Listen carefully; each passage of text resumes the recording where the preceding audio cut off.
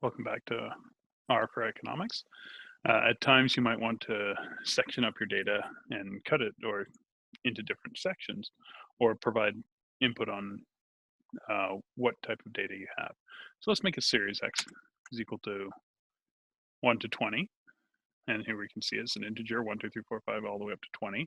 And what we're going to use is the cut function, cut x at 5 and 15. Well, let's see what that does. Well, that 1, 2, 3, 4, 5.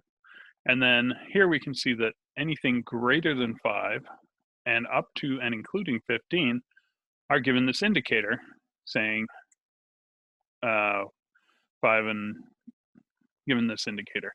And we can see that this one is likely 15. Let's see, 16, 17, 18, 19, 20. Yes, so that makes sense. So we can actually cut this and we can make a section of it and give it this label. And this is the auto label that gets generated. Now let's use a cut where we go all the way from 0 to 20, which is our extreme numbers.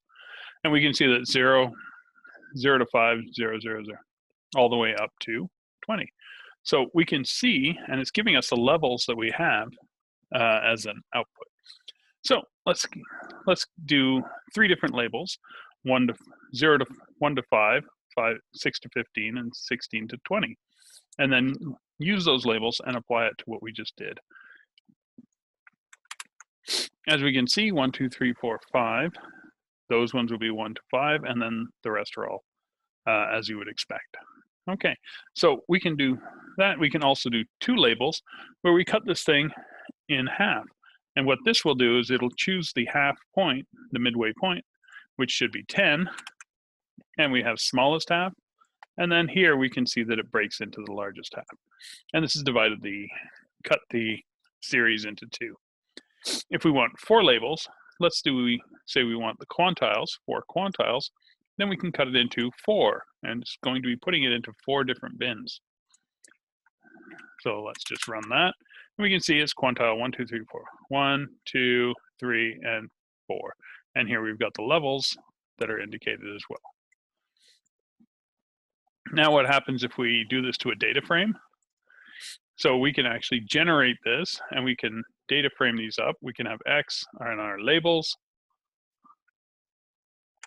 There's our Y, 1, 6 to 15, 16 to 20.